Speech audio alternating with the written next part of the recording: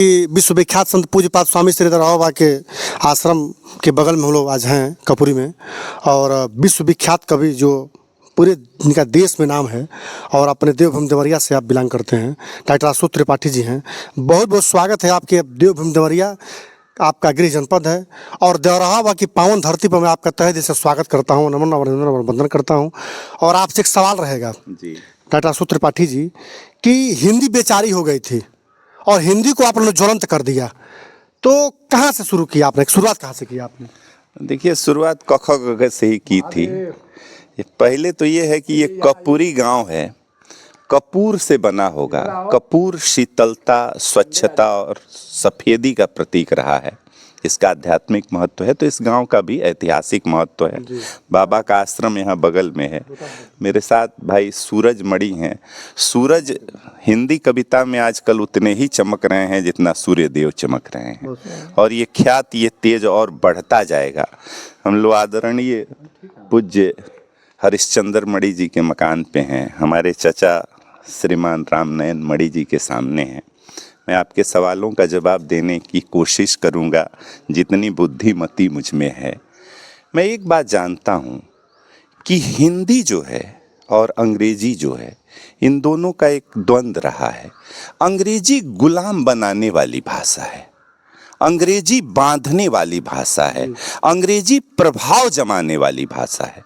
तो जब अंग्रेज भारत में आए तो वो उस भाषा को लेके आए जिसमें दमन था, शोषण था, लूट थी। और हिंदी मुक्त करने वाली भाषा है, स्वतंत्र करने वाली भाषा है, आध्यात्मिक चेतना से जोड़ने वाली भाषा है। वो हमारी जड़ है।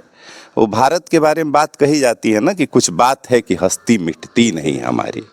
देखिए, जब अंग्रेज भारत में आए, मैकाले को लगाया गया कि यहाँ की शिक्षा व्यवस्था की स्टडी करो, तो वो पूरे देश में घूमा और उसने देखा कि यहाँ के विद्यालय कैसे चल रहे हैं।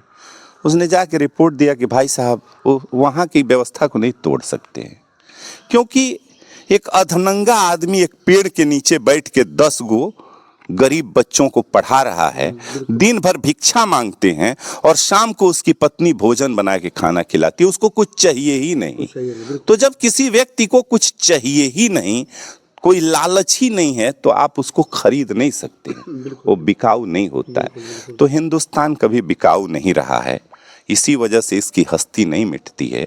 और हिंदी में वो बात है, संस्कृत से निकली है हिंदी। अगर संस्कृत हरिश्चंद्र मणि हैं तो हिंदी रामनयन मणि जी हैं। तो हमारी परंपरा, हमारी जड़ें इतनी गहरी हैं कि वो चीज़ मिटती नहीं है। परिवार में माहौल था बचपन से कविता का, कहानी का, साहित्य का। तो सोचा कि पढ़ने पढ़ाने के क्रम में यही मेरी नौकरी का भी हिस्सा है। और अब मैं मंचों पे भी कविताओं के साथ हूँ। एक किताब आई थी, थोड़ी चर्चित हो गई, तो सूरज उरज इन लोगों ने जोर दिया, धक्का दिया कि भैया मंच पे भी पढ़िए। मंच पे ले जाने वाले सरपंच सूरज हैं, ठीक है। तो यही है, मुझे लगता है कि हिंदी हमारी माँ है, और हमारी माँ है इसलिए महत्वपूर्ण नहीं है। हिंदी ये बताती है कि सबकी माँ में उतनी ही श्रद्धा रखो। अंग्रेजी में मॉम होती है जो केवल पर्सनल तक सोच पाती है, कई बार तो अपने बच्चों तक पे नहीं सोच पाती है। एक बात और बीच में आपको जी बताता हूं जी जी कि आप किससे प्रभावित होकर, कहाँ से आपकी जिंदगी मोड़ ले लिया कि आप कविता करना शुरू कर दिया, किताब लिखना शुरू कर दिया आपने? देखिए, हमारे जो टीचर थे हाई स्कूल में, जो हमको पढ़ाते थे, माने हमारे स्कूल के टीचर नहीं थे लेकिन हम उनको गुरुजी कहते थे। हमारे पापा के शिष्य थे। हमारा गांव बिहार के गोपालगंज जिले में है। हमारे गांव के पास श्री नथुनी पांडे नाम है मेरे गुरुजी का। तो हमारे पापा से पढ़ने आते थे और बदले में हमको भी कुछ पढ़ाते थे। तो हमारे गुरुजी कवि थे और उनकी कुछ डायरी वायरी हमने पढ़ ली, और कविताओं को पढ़ते पढ़ते पता नहीं उसमें से क्या मिला कि कविताओं से प्रेम हुआ। तो कुछ 4-5 में जब पढ़ रहे थे तभी कुछ कुछ कविताएं निकलने लगीं, और ये स्वाभाविक प्रक्रिया है। हाँ, ये नहीं सोचा था कि किताब छपेगी, मंच पे पढ़ूंगा और कविता सुनाऊंगा तो उसका पैसा भी मिलेगा। ये कभी नहीं सोचा था।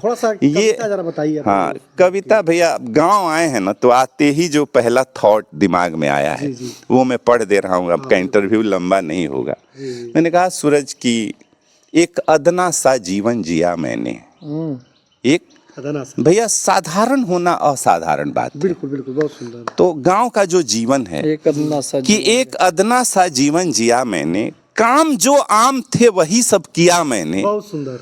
और उम्र भर लुटाता रहा खुद को शायरी पर। क्या बात है, तिजारत आती न थी फिर भी दौलत कमा लिया मैंने। क्या बहुत बात सुंदर, क्या बात है। तिजारत आती न थी फिर भी दौलत कमा लिया मैंने।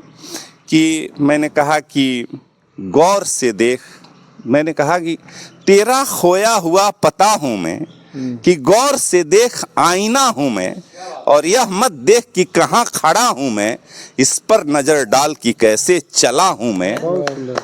पानी से प्यास का फासला हूं मैं, पानी से प्यास का फासला हूं मैं, दिल से दिमाग का मसला हूं मैं, हाँ, क्या और बात है। समंदर की तरह है तबीयत मेरी। क्या वाह। बात है, क्या बात है, क्या बात है। क्या बात है। दिल से दिमाग का मसला हूं मैं, पानी से प्यास का फासला हूं मैं, क्या बात और समंदर की तरह है तबीयत मेरी।